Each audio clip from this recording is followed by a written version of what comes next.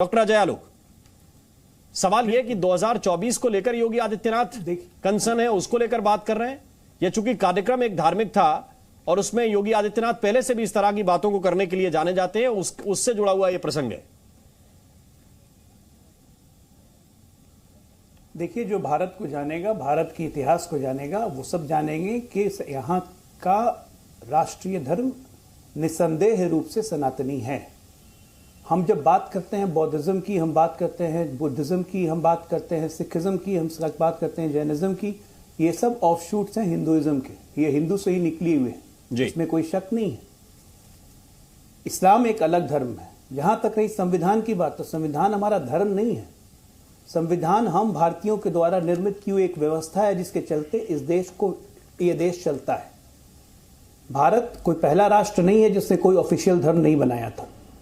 सर्वधर्म को मानने की परंपरा यहां रही है। अमेरिका है, उसने भी कोई ऑफिशियल धर्म नहीं लिया है, लेकिन उसके बावजूद क्रिश्चियनिटी वहां पे प्रेवलेंट है।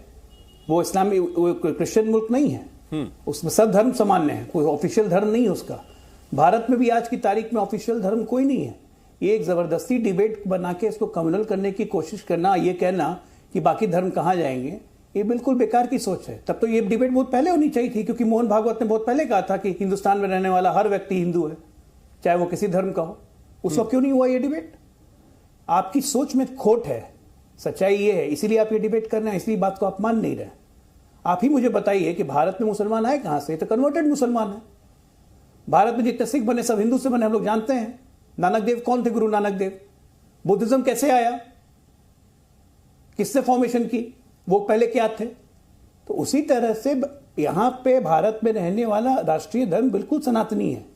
संविधान एक व्यवस्था है जिसको हम लोगों ने बनाया है, और उसमें बहुत सारे संशोधन भी किए हैं। लेकिन सच्चाई है कि आज की तारीख में हमारा राष्ट्रीय धर्म नहीं है, लेकिन इसके बावजूद भी सनातनी ही हिंदुस्तान की पहचान है। इसमें कोई दो ठीक है, मैं कपिल श्रीवास्तव जी को इन करा लेता हूं, फिर इस डिबेट को हम ओपन करेंगे। कपिल श्रीवास्तव जी, आपका इस पर क्या टेक है? क्या योगी आदित्यनाथ जो बात कह रहे हैं उसको इसी रूप में देखना चाहिए कि एक संत हैं, एक मठ के महंत हैं, और वो अपनी बात को सनातन धर्मियों के बीच में कह रहे हैं? देखिए राम मोहन जी, मेरी आवाज आ रही है? जी जी आ रही है। देखिए, बहुत स्पष्ट सी बात आपको कहना चाहते हैं कि माननीय योगी आदित्यनाथ जी एक संवैधानिक पद पर है। वो किसी भी धर्म विशेष से होने से पूर्व हमारे प्रदेश के मुख्यमंत्री हैं, और ये एक संवैधानिक पद है जी।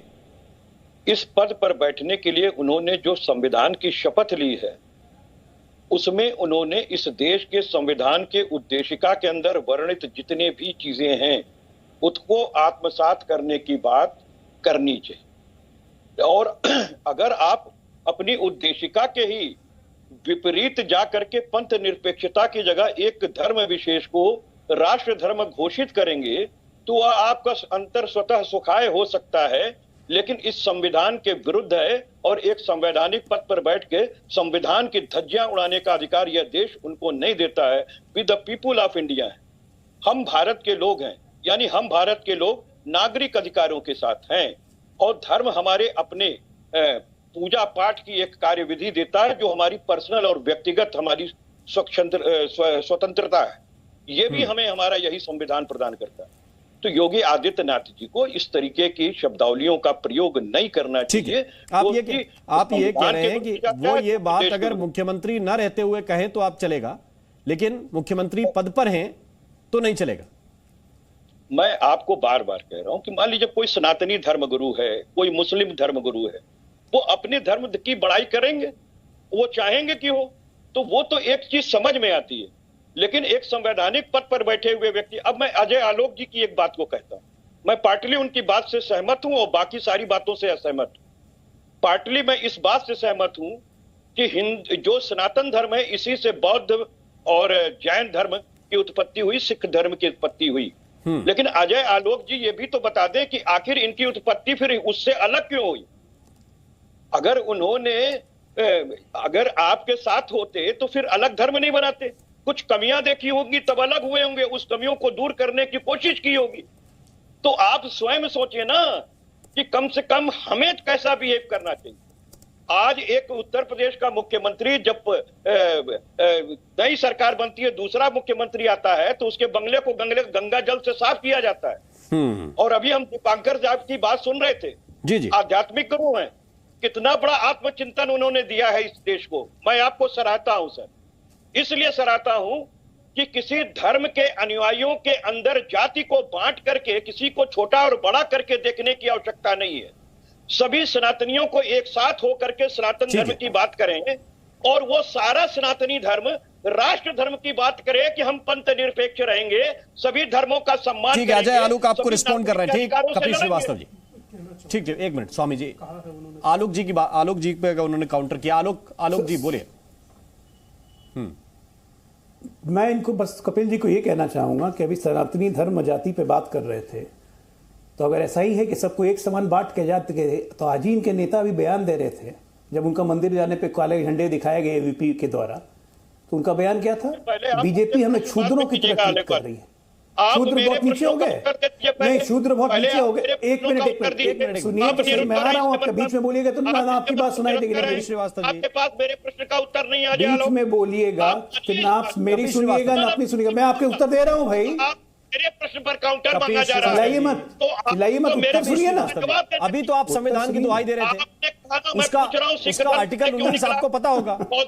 धर्म क्यों नहीं, अभी आप संविधान की दुहाई दे रहे थे, मैंने आपकी संविधान की पूरी बात सुनी और आप भी संवैधानिक प्रक्रियाओं का पालन कीजिए। आपकी बात का उत्तर दे रहे हैं वो। अब उत्तर कहां से लिखना शुरू करें या कहां से बोलना शुरू करें से कपिल श्रीवास्तव तय करेंगे क्या? कपिल जी, एक मिनट रुक जाइए। कपिल श्रीवास्तव जी, नहीं, उत्तर कहां से कोई वक्ता शुरू करेगा वो भी कपिल श्रीवास्तव जी निर्धारित करेंगे क्या? अगर आपकी बात का उत्तर ना आया, आप दोबारा टोक दीजिए कि मेरे विषय का उत्तर नहीं आया, लेकिन प्लीज अभी डिस्टर्ब मत कीजिए। आपकी बारी में कोई नहीं बोला, आपकी बात हो गई है। अब आलोक जी कंटिन्यू कीजिए प्लीज। मैं वही कह रहा था कि अखिलेश यादव जी जब आज बयान दे रहे थे कि बीजेपी हमें क्षुद्र समझती है, तो क्षुद्र क्या बहुत खराब चीज हो गई?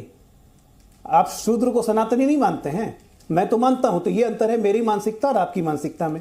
दूसरी बात, हिंदुइज्म से निकले इसलिए नहीं क्योंकि हिंदुइज्म में खराबी थी, तो इतिहास का ज्ञान थोड़ा बहुत कम है आपको, इतिहास जाके पढ़िए। सिख धर्म की स्थापना क्यों हुई थी?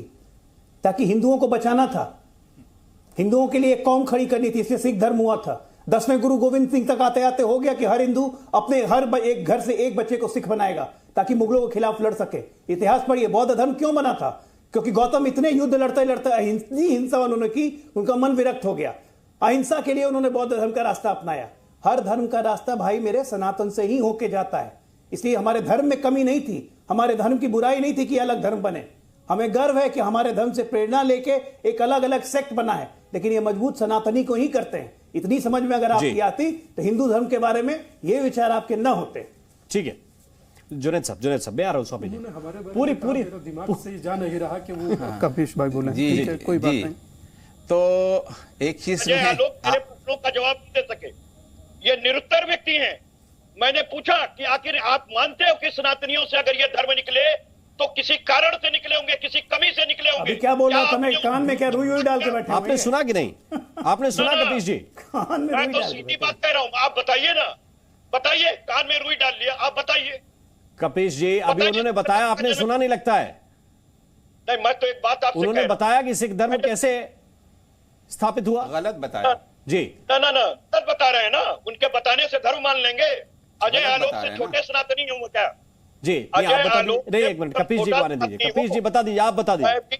मैं भी सनातनी हूँ, पुरातनी हूँ, भगवान श्री चित्रगुप्त का वंशज हूँ। आपने क्यों नहीं छोड़ा? इतनी कमियां थी तो नहीं है। नहीं, इतनी कमियां थी तो कपिश जी क्यों नहीं छोड़ गए?